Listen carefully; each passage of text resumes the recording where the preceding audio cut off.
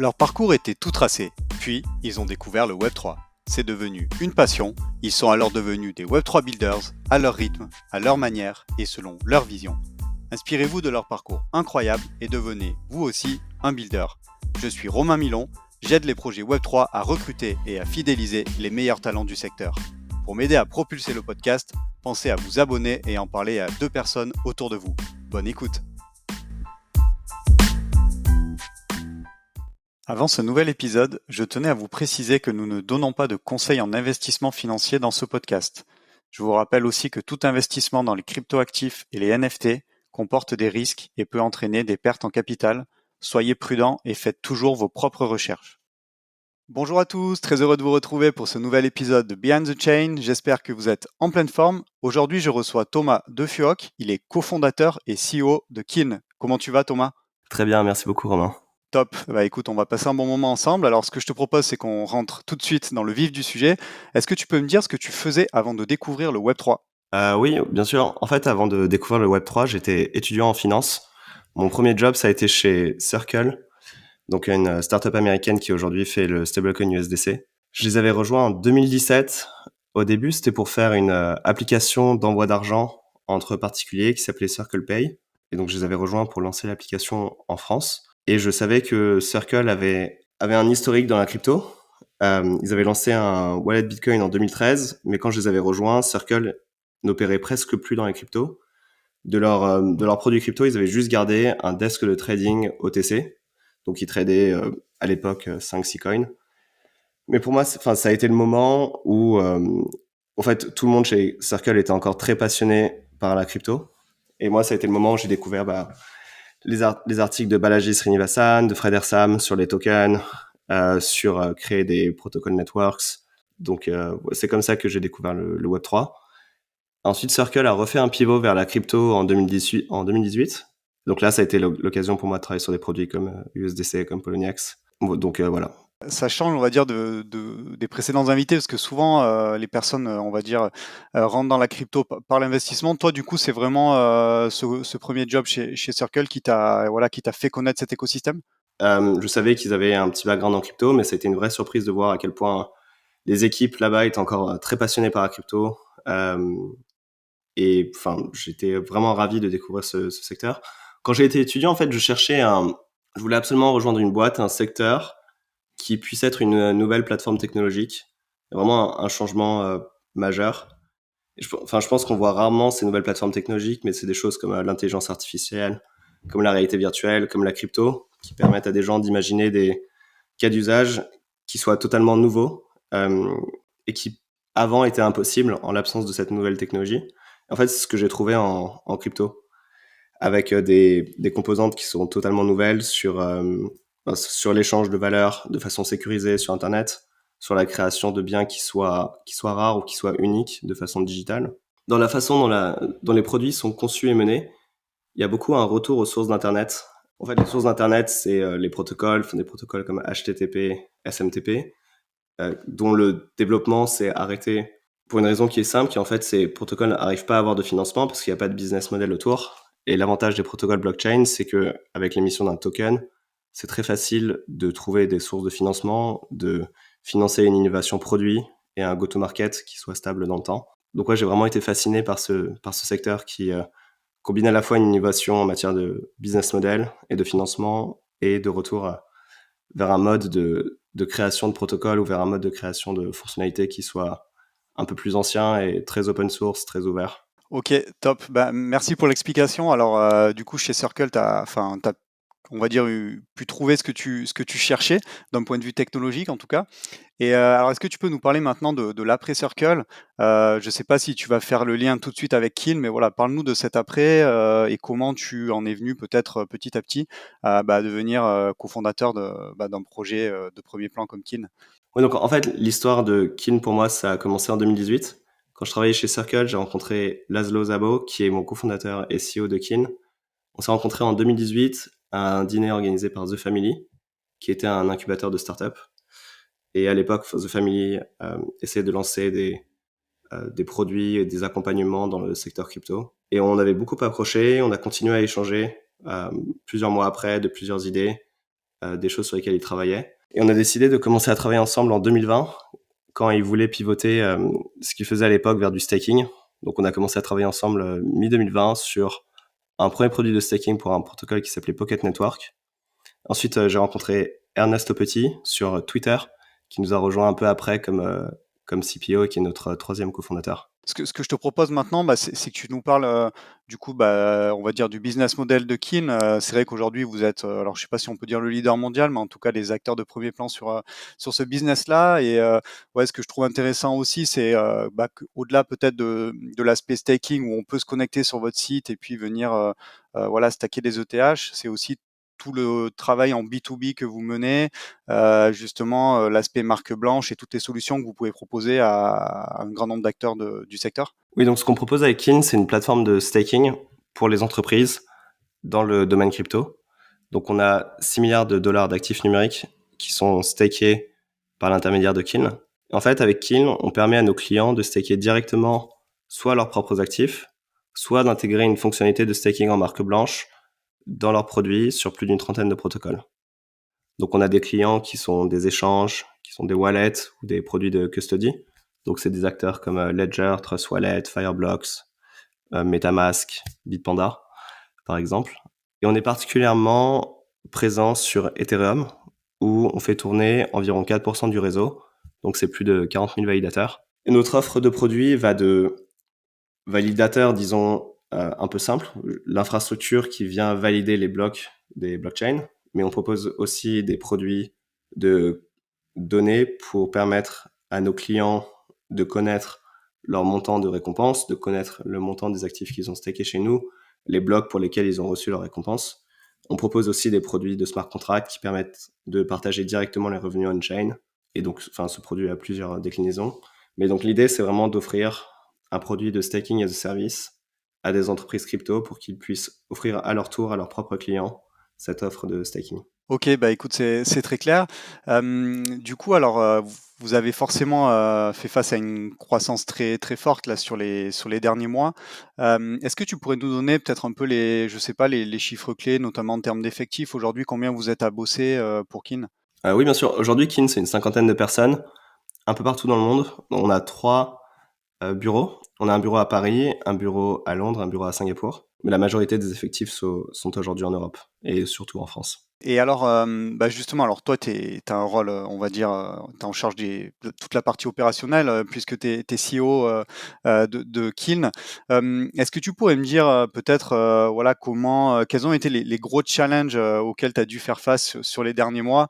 Parce que forcément, quand on grandit aussi vite, j'imagine qu'il y a plein de problématiques à gérer. Et ça a été quoi finalement voilà, les gros challenges auxquels tu as dû faire face sur les derniers mois? Ouais, je pense que un challenge intéressant et assez unique à une boîte crypto, c'est la gestion de la finance dans notre boîte. Donc déjà, quand tu opères une startup, tu lèves des fonds, tu as un objectif qui est de grossir très rapidement et d'atteindre des niveaux de revenus et des niveaux de valorisation qui sont très importants. Et en fait, il faut trouver l'équilibre entre utiliser les ressources et l'argent que tu as levé très rapidement pour atteindre ces niveaux de croissance, mais d'un côté, être assez mesuré pour laisser le temps à ton entreprise de se développer, notamment dans le secteur crypto où tu as des cycles de marché. C'est important de rester assez lean dans tes dépenses et dans ta structure pour pouvoir survivre à différentes conditions de marché. Et donc en fait, quand tu as différentes phases de marché où on a vu, tu vois, il y a un an et demi,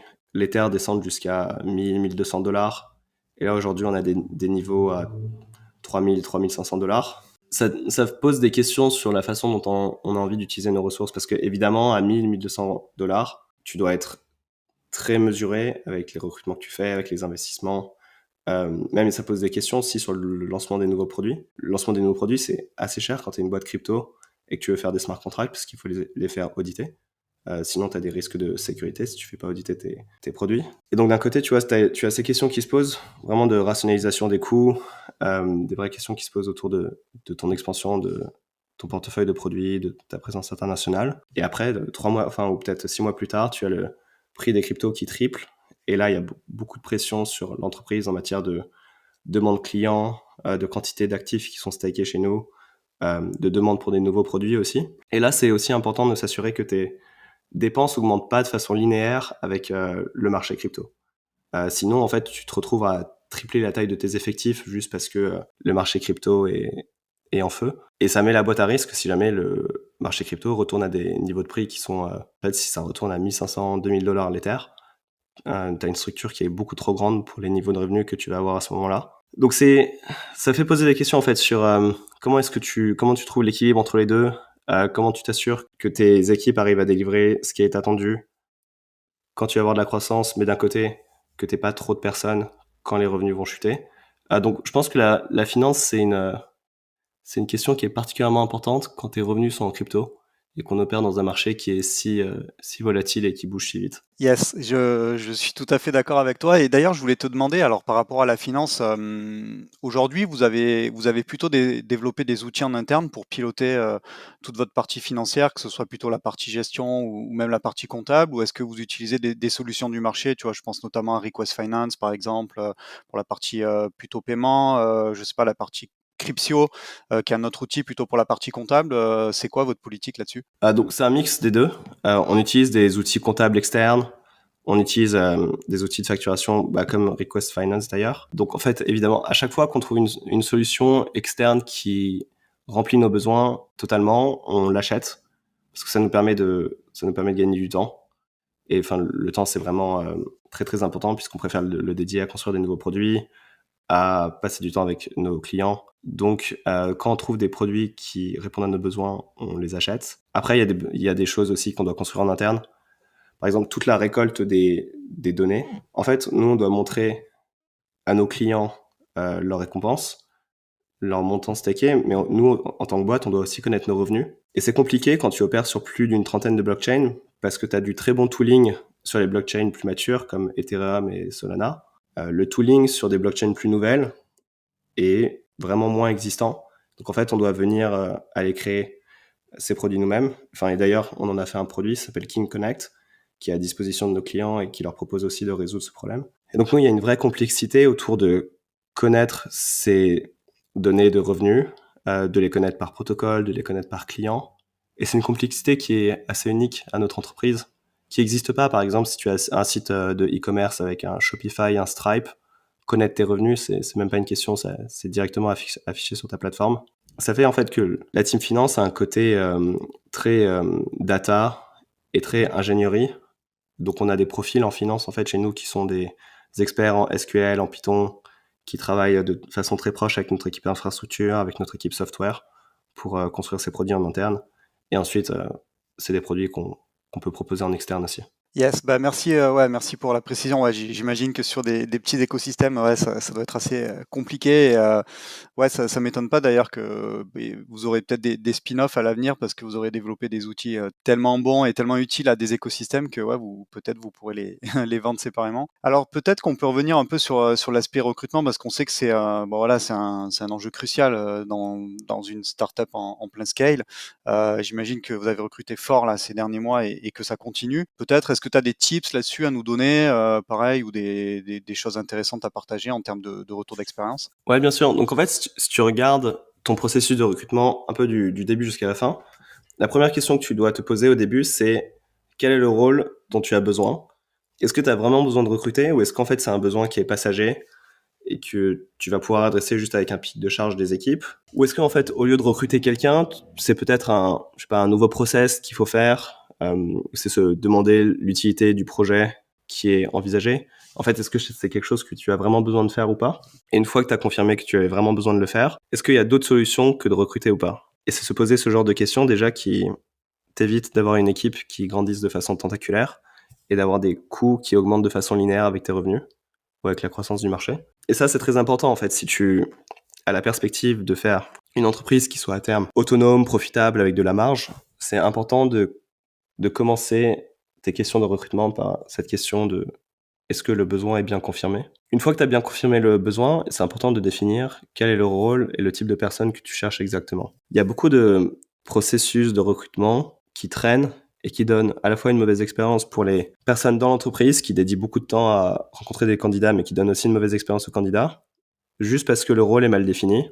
Et en fait, après avoir rencontré 10-15 personnes, on se rend compte qu'on parle pas du tout au bon type de profil, qu'on cherchait plus senior ou plus junior ou autre. Donc prendre ce temps, et puis en fait ça vraiment ça peut être aussi simple qu'une heure de meeting avec ta team recrutement, avec le manager en charge du recrutement et qui va gérer la personne, et je sais pas, peut-être les autres personnes concernées. Juste un meeting d'une heure pour s'assurer qu'on définisse bien les missions, les compétences qui soient recherchées, donc tous tes soft skills, enfin tu vois, tes compétences en communication, est-ce qu'il y a un rôle de management ou pas, et aussi tes compétences techniques, donc langage de programmation, je sais pas, connaissance d'Excel, autre. C'est une heure qui est vraiment très bien investie et qui va te faire gagner des dizaines d'heures en fait dans l'efficacité du process. Ensuite, si tu regardes les étapes d'entretien, ce qui est important de faire quand tu scales et que tu as plusieurs recrutements en parallèle, c'est que tu vas devoir répartir la charge des entretiens sur plusieurs personnes. Tu peux plus juste avoir les cofondateurs qui font tous les entretiens pour tout le monde,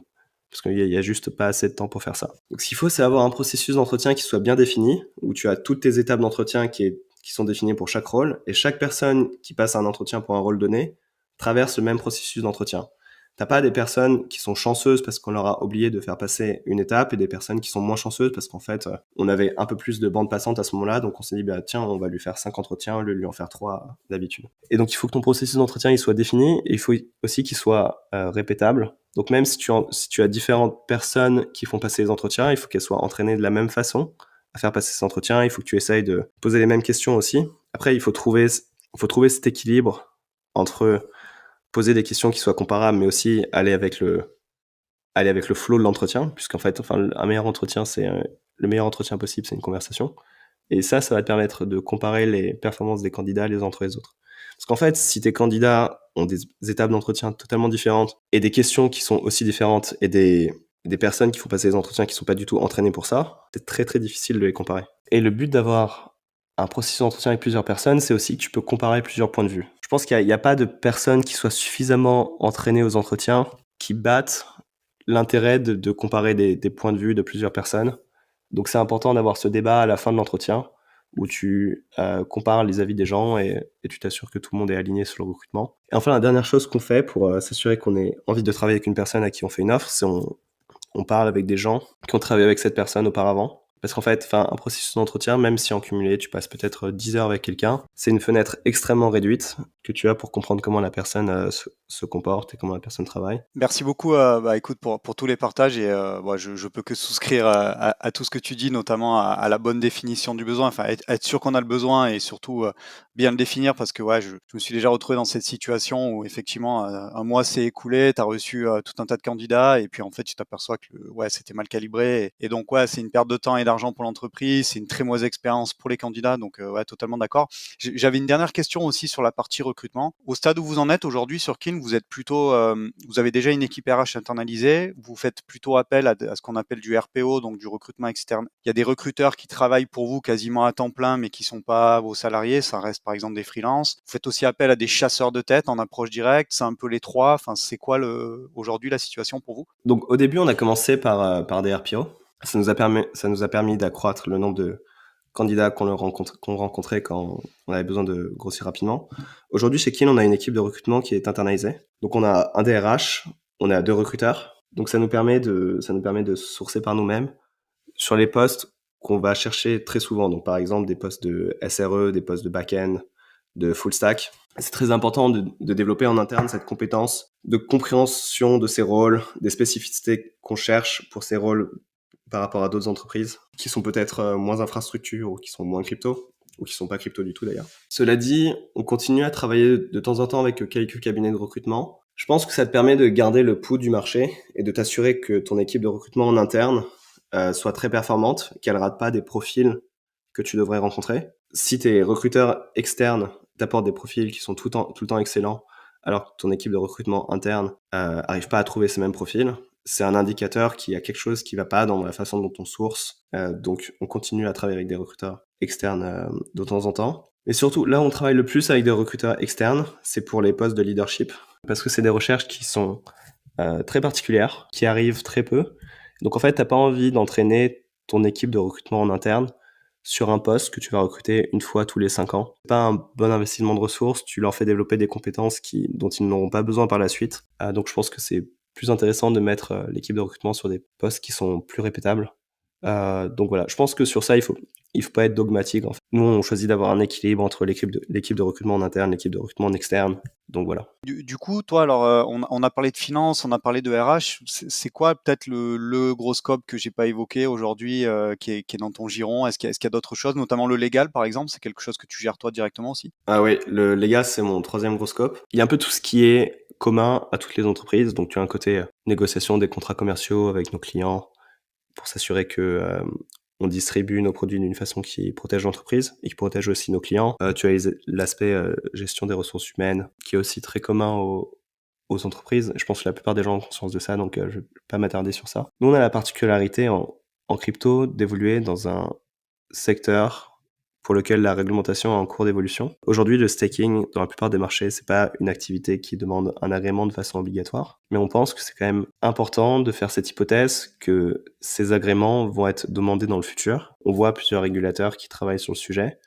Nous, on met en place de façon proactive des politiques de compliance, puisque aussi des fois, c'est des choses qu'il faut juste mettre en place pour être convaincant auprès des clients. Et donc, il y a un travail d'éducation à faire auprès des régulateurs pour faire comprendre la spécificité des produits et surtout la mesure dans laquelle ces produits protègent les consommateurs. Nous, on a choisi une approche avec Kin qui est beaucoup basée sur des smart contracts, qui est très on-chain, donc qui offre de la transparence, qui permet à nos utilisateurs de vérifier à 100% sur Ethereum les opérations qui sont réalisées. Donc, il n'y a pas besoin de faire confiance à une entité centralisée sur le fait que les Ethers soient réellement présents, qu'ils soient réellement stakés. Donc, on choisit cette approche de transparence basée sur notre technologie.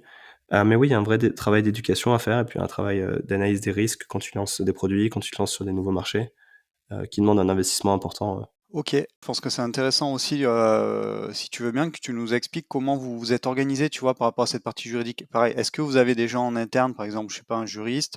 Est-ce que vous avez un panel d'avocats avec chacun sa spécialité, tu vois, et tu traites séparément, par exemple, je sais pas, sur le sujet régulatory avec tel avocat, sujet propriété intellectuelle avec un autre, ou est-ce que tu as genre un conseil un peu, on va dire, juridique externalisé qui a un peu le lead et qui lui est après l'interface avec d'autres juristes beaucoup plus spécialisés, tu vois, comment tu travailles en termes de partage d'expérience? Alors, c'est un mélange des deux premières choses que tu as citées. On a une équipe juridique en interne. En fait, on a recruté un directeur juridique très tôt dans le développement de Kin. Je pense que ça a été notre 20e ou 25e recrutement. Et c'est très tôt pour une startup d'avoir un directeur juridique à ce stade. Et c'est quelque chose qu'on a fait puisque nos clients, c'est des entreprises crypto qui sont très établies. Tu vois, c'est des clients comme Ledger, Bitpanda, Crypto.com, Coinbase. C'est des entreprises qui ont des attentes qui sont assez élaborées. Donc, on avait senti ce besoin d'avoir quelqu'un en interne. Et la particularité d'avoir quelqu'un en interne, c'est qu'en fait, la personne peut comprendre en profondeur les spécificités de tes produits, les déclinaisons de tes différents contrats, les contraintes réglementaires aussi. Et tu arrives à un niveau de finesse que tu peux avoir avec un conseil externe, mais ça va te coûter très très cher. Si tu dois passer 25 heures à expliquer à un conseil externe les nuances de ton produit, c'est un très grand investissement. Donc on a fait ce choix d'internaliser une équipe. Aujourd'hui, on a une équipe de 3 personnes qu'on va continuer à étendre. On travaille aussi avec des conseils externes. Donc comme tu as dit, on travaille avec des conseils externes différents sur les sujets de réglementation, sur les sujets de levée de fonds, sur les sujets de propriété intellectuelle. L'avantage des conseils externes, c'est un peu comme pour le recrutement, c'est quelque chose ils font toute l'année. Tu vois. Si ton conseil légal en interne, il va peut-être passer quelques heures par semaine sur des sujets réglementaires, le conseil externe, lui, il fait que ça toute son année, depuis plusieurs années, et il a plusieurs sons de cloche aussi. Enfin, il va parler à d'autres clients, il va parler aux régulateurs aussi. Et donc, il a une finesse et une profondeur sur le contexte réglementaire que tu pourras jamais avoir en interne. Pareil pour les levées de fonds. Quand tu es une startup, tu fais des levées de fonds de façon peut-être tu fais une fois tous les 1 an et demi, 2 ans. Donc, tu apprends beaucoup à chaque fois à ce moment-là. C'est très important de t'entourer d'un conseil externe qui, lui, va peut-être voir 20, 40, 50 opérations par an et qui va être capable de t'éduquer sur les standards de marché, sur les façons de négocier. Donc voilà, je pense que c'est très important d'avoir un mix des deux. En tout cas, compte tenu des particularités du secteur dans lequel on évolue et du type de client qu'on adresse. Bah, écoute, merci beaucoup pour, en tout cas, pour ta transparence, parce que je pense que bah voilà, c'est un super super input que tu offres aux auditeurs. Donc ouais, merci beaucoup pour le partage. Alors peut-être avant qu'on aille sur une ou deux questions un peu plus personnelles, sur toute l'expérience que tu as aujourd'hui en tant que CEO depuis que tu as rejoint le projet, je sais pas s'il y avait un ou deux enseignements, tu vois, clés que tu retiens. Alors ça peut être peut-être je sais pas, une erreur ou des difficultés que tu as eu à gérer, voilà, ce serait quoi finalement les un ou 2 key lessons que tu pu apprendre sur ce poste? Ouais, je pense que surtout quand tu es dans un rôle opération, il y a une grande fascination pour les processus. Je pense que c'est une fascination qui est assez partagée par les équipes produits en général. Et je pense que c'est facile de se perdre dans les livres ou les blogs de management, avoir tous les processus que d'autres boîtes ont mis en place et d'essayer de répliquer ça. Et c'est souvent une approche en fait qui ralentit ton entreprise, qui l'enterre sous une couche de procédés à suivre. Et en fait, enfin, faire une boîte, c'est pas juste suivre un livre de cuisine. Sinon, il y aurait beaucoup plus de licornes, il y aurait beaucoup plus de boîtes introduites en bourse, si c'était aussi simple. En fait, la réalité, c'est qu'il faut comprendre les problèmes auxquels ton entreprise fait face. Il faut que tu trouves une solution adaptée. Et une fois que tu commences à te diriger vers une solution, là, c'est intéressant d'aller voir ce que font les autres. Plutôt qu'en fait de commencer avec la solution et d'aller chercher des problèmes qui n'existent pas forcément en interne. Je vais prendre un exemple. Ce qu'on est en train de mettre en place en ce moment, c'est des niveaux de postes en interne. Tu as des job levels. Donc, dire par exemple, tu es Head of, VP, Senior Software Engineer, etc. Et donc les définir de façon précise avec des attentes à chaque niveau en matière d'autonomie, en matière de définition de tes tâches. Est-ce qu'il y a des attentes en gestion, en d'entraînement d'autres personnes dans l'équipe. Ça, au début, quand tu fais une startup, c'est pas du tout un besoin. Parce que les gens viennent d'arriver, il n'y a pas de question de carrière qui se pose. Tout le monde est là, en fait, pour créer un nouveau produit, pour trouver tes premiers clients. Quand t'as pas de clients et quand t'as pas de revenus, la question de ta progression et de ta carrière dans une entreprise, elle est pas intéressante. Parce qu'en fait, la question principale, c'est est-ce que l'entreprise mérite de survivre? Est-ce qu'elle a un produit qui intéresse le marché? Est-ce qu'elle arrive à dégager du revenu? Est-ce qu'elle arrive à trouver des investisseurs? Et en fait, enfin, penser à ta carrière dans une entreprise qui est en train de mourir, c'est juste pas intéressant. Maintenant que Kiln, c'est une entreprise beaucoup plus établie, avec je pense qu'on a plus d'une soixantaine de clients, c'est des entreprises très, très établies. On a levé à peu près 35 millions depuis la création de la boîte. C'est des questions qui sont intéressantes de se poser. Et donc ça fait écho à mon premier point, c'est maintenant on est dans une situation où c'est une question qui se pose et c'est intéressant d'aller chercher une solution. Et ensuite, une fois que tu commences à réfléchir à cette solution de définir les niveaux de job que tu proposes en interne, il y a tout un ensemble d'applications que tu dois aussi considérer et résoudre. Par exemple, si tu définis des niveaux de job, ça veut dire que tu as probablement un package salarial et d'equity qui doivent être en adéquation avec ces jobs. Parce qu'en fait, sinon tu fais des promotions, mais ta promotion c'est juste un titre et c'est pas un changement de salaire. C'est une solution plutôt frustrante. Il faut aussi des processus de feedback et de revue de performance, puisqu'en fait, si tu dis que un job a un niveau d'attente donné et que tu cherches à mettre les gens à différents niveaux de job, il faut évidemment qu'ils puissent savoir où eux se situent et ce qu'il faut faire pour arriver au prochain niveau. Sinon, pareil, c'est extrêmement arbitraire et c'est très frustrant pour tout le monde. Et il faut aussi, comme pour les processus d'entretien, il faut aussi calibrer ces revues de performance et cette évaluation de est-ce que tu passes au prochain niveau d'un manager à un autre, pour éviter le fait que tu as un manager très sympa qui fasse des promotions pour toute sa team, et en fait tu as un manager très très dur dans une autre équipe. Et ensuite, il faut aussi que tu t'assures d'avoir en réalité des actions et des activités qui permettent à tes équipes de progresser. Donc tu as des programmes d'apprentissage, du coaching, ou financer, je sais pas, le fait qu'ils aillent à des conférences techniques pour développer leurs compétences. Donc voilà, ça je dirais que c'est une de mes grandes leçons, c'est en fait, il faut pas apprendre des livres de processus et juste copier-coller ce que fait une entreprise que tu admires comme Stripe, mais te poser des questions sur quels sont les problèmes qu'il faut résoudre. Et c'est en fait, c'est une approche qui est très similaire à une approche produit en réalité, où il faut écouter tes clients, il faut très bien comprendre quels sont les problèmes qu'ils rencontrent dans leur quotidien, et ensuite c'est à toi d'aller chercher la solution adaptée. Voilà, ça c'est une première leçon sur les processus. Je pense qu'une deuxième leçon, c'est l'importance de protéger la culture d'entreprise. Donc quand tu crées ta boîte et quand tu commences à recruter tes premières personnes, à avoir tes succès, t'as un peu naturellement une culture d'entreprise qui émerge, mais elle émerge aussi en fonction du type de personnes que tu recrutes. Et donc les 10 premières personnes, les 20 premières personnes que tu recrutes sont extrêmement importantes parce que ce sont elles qui vont donner le là pour les recrutements futurs, pour la façon dont on se comporte en cas de succès, mais aussi en cas de situation difficile. Et en général, si tu as bien fait ton recrutement, tu es fier de cette culture d'entreprise et elle sert tes objectifs en matière de création de revenus, en matière de vente, en matière en général de résolution de problèmes pour être plus générique. Et ensuite, quand tu dépasses un certain stade, et je sais pas s'il y a c'est un nombre de personnes qui définit ce stade, mais quand tu es à 40, 60 personnes, ce qui est important, c'est de t'assurer que cette culture d'entreprise soit pas négligée et que tu la protèges. En fait, c'est un peu comme la confiance. C'est quelque chose qui met beaucoup de temps à se construire, mais qui peut être perdu très rapidement. Et en fait, il faut s'assurer toujours que ce que tu fais soit en adéquation avec ce que tu dis, avec la culture que tu promeus. Donc là, je pense que c'est important de continuer à passer du temps avec tout le monde dans l'équipe. Parce qu'en fait, c'est facile en tant que leadership de s'éloigner de l'équipe. Tu te dis que tu as des sujets plus importants, qu'il faut aller lever des fonds, qu'il faut aller parler aux clients, qu'il faut faire tes board meetings. En fait, il y a rien de plus important que l'équipe que tu as construite et de t'assurer que tu comprennes bien ce qui se passe dans ton entreprise. Donc là, il faut juste passer du temps avec les gens. Et des fois, en fait, il y a des grandes décisions à prendre. Des fois, tu as fait des erreurs de recrutement et tu as quelqu'un qui est très performant, mais qui n'est pas du tout aligné avec le reste de la culture. Bah là, il y a une décision forte à prendre si tu veux protéger ta culture, qui est que il faut te séparer de cette personne, même si elle est très performante, parce qu'en fait, elle contredit tout ce que tu as passé des années à construire en matière de culture. Donc voilà, ça, c'est un apprentissage sur la culture. C'est très important de la protéger, c'est très facile de la perdre. Et tu peux aussi commencer à la perdre sans t'en rendre compte. Parce qu'en fait, t'es pas dans toutes les équipes, t'es pas dans l'ensemble des situations, tu sais pas comment les problèmes sont abordés, les conversations se passent. Donc c'est très important de rester en relation avec ces situations et avec les personnes avec qui tu travailles. Je pense qu'une dernière leçon, c'est qu'il faut pas s'asseoir sur son succès.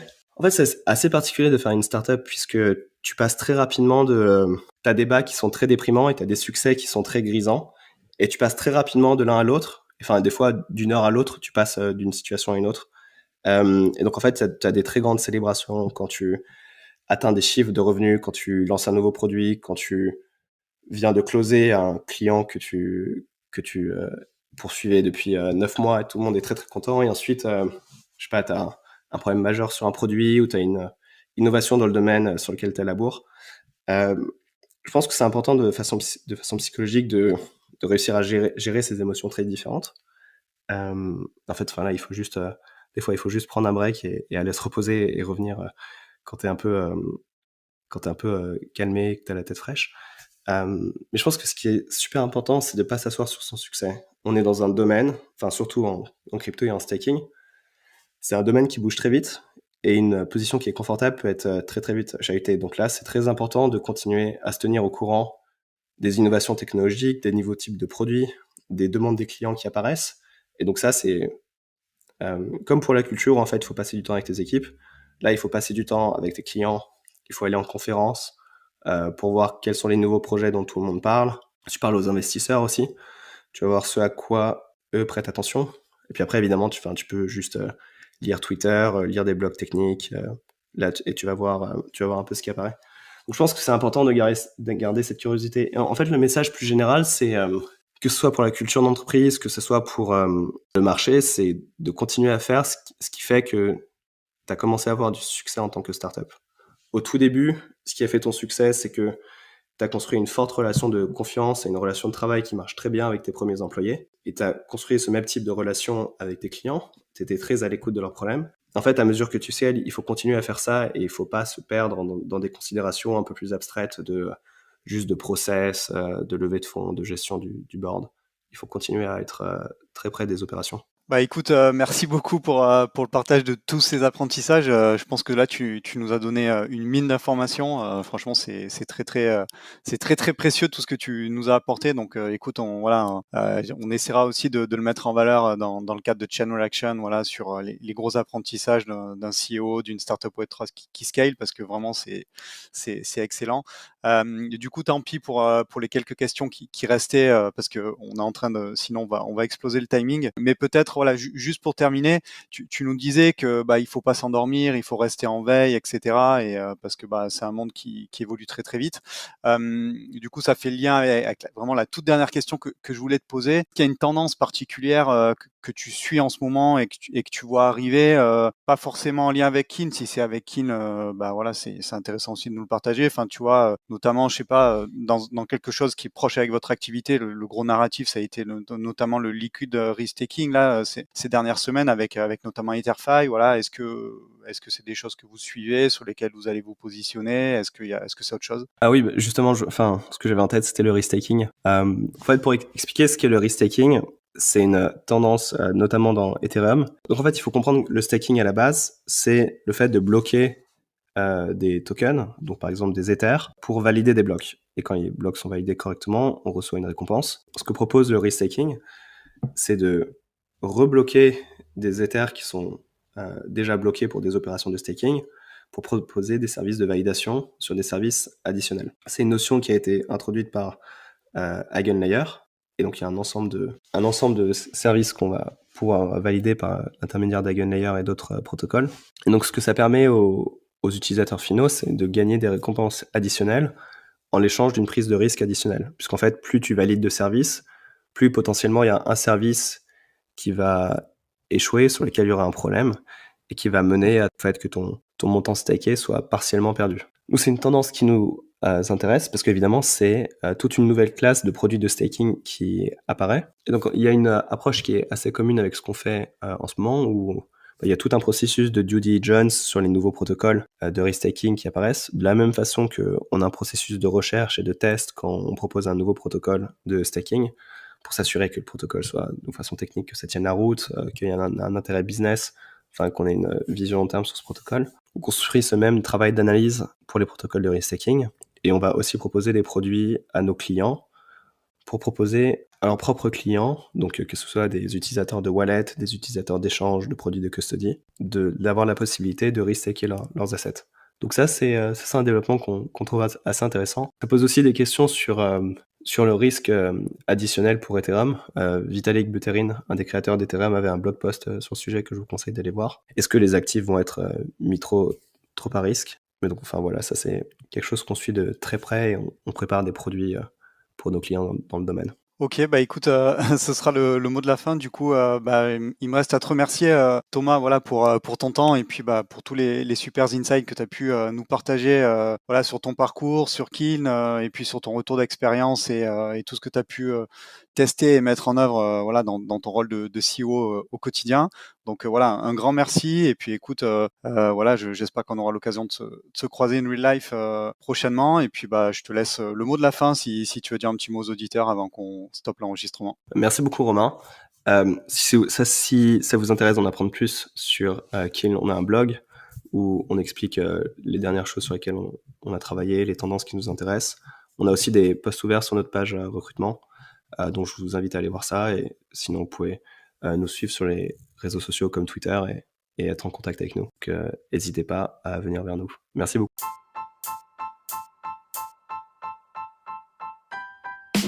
Merci d'avoir écouté cet épisode jusqu'au bout. Pour m'aider à propulser ce podcast, je vous invite à me laisser la meilleure note possible ainsi qu'un commentaire sympa. À très vite pour découvrir un nouveau talent du Web3.